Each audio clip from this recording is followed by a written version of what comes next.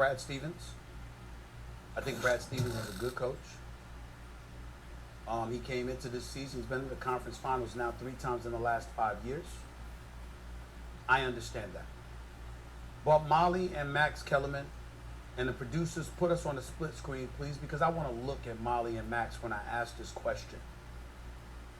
If I remember correctly, did we not on several occasions have conversations this year about whether or not Brad Stevens was going to last as head coach of the Boston Celtics because of what a roller coaster ride this season has been and how it seemed like the young talent that you had available to you didn't seem on the same page, and as a result, it might be time for a new voice.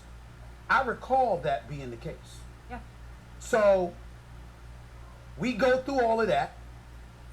You get bounced out in the first round, albeit to the Brooklyn Nets, who most people believe are the favorites, and obviously you didn't have Jaylen Brown, and that's to be acknowledged.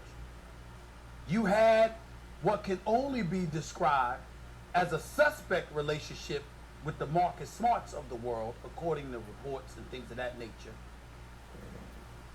And you're moving upstairs to the front office.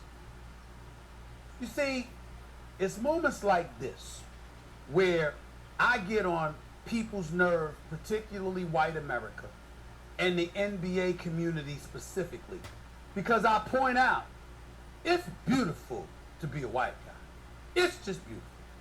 You know, you're a question mark as a coach in some people's eyes, including in Boston. But somehow, some way, you moving upstairs. And the paucity of opportunities for African Americans continue to dwindle and dwindle and dwindle. We talked about the coach. We didn't even get into black folks in executive positions. We got one black man with power.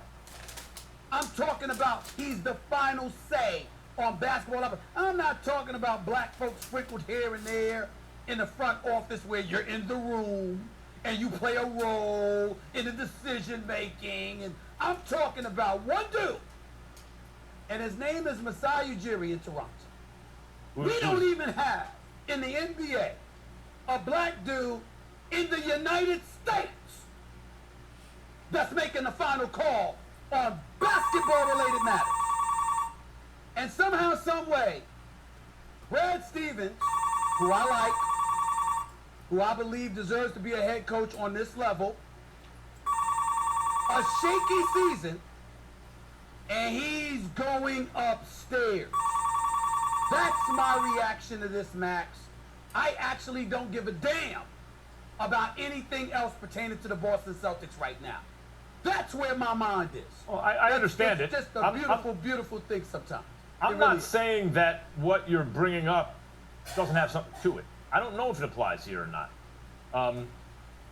I don't know if it applies here or not. Masai Ujiri is interesting because when you point that out, the one black man. I don't understand, Max. I'll explain. If what applies Masai Ujiri, okay. There's a racial component to it that is explicitly or unfair, right? Masai Ujiri is an interesting case because I think it's a powerful one. He is the one black man who has the final say, you're saying, in basketball operations. He is not African American, he's African, and he doesn't actually work in the United States, he works in Canada. That's interesting. Maybe that's just a big coincidence, but that is interesting, and I think it's a powerful example that points out what you mean. I think about someone like Doc Rivers. Doc Rivers, who's won a championship. He did it in a league where he had a big three. No one else did. And he won one championship. And I think Doc is a great coach. Let me just say that. He's a great coach. I think most people agree. And he gets the Clippers job where he's GM and coach. And that's not working out because he was a bad GM. But still a great coach. They take GMing away, but they keep him as coach. And eventually it seems like the Clippers and Doc kind of lost interest in each other. And he immediately gets a plum job. Like, who wouldn't want that Sixers job? That's a real good job. And gets the job as a Sixers coach. And here we are again saying, boy, Doc better not blow another 3-1 lead because he's getting known for that. But we know he's a great coach. Whatever the circumstances kind of make him look bad here, but we know that Doc is a great coach. Brad Stevens is known as an excellent basketball mind. Now, what you're referring to in terms of his not using pieces properly, and I don't know about that. I don't know, or maybe losing some of the locker room. You mentioned how the players can drown out the same voice after a while. He's been there for a minute. Maybe it's a personality issue with certain players that can happen as a coach, but they still value his basketball acumen. And he was groomed by Danny Ainge, who was a successful GM. And so they can have some continuity with him in the front office. I hear what you're saying, and at times you and I are lockstep with that message. Wait, this is wrong. I didn't agree with you about Steve Nash because I thought that was a relationship thing with KD or Kyrie. And had Steve Nash been an African-American, former great point guard and everything with that relationship, I think it's possible he could have gotten that job, but that's unknowable because he's not. So I didn't agree with you there, and I don't know that I agree with you here. I think it's an interesting question you're raising.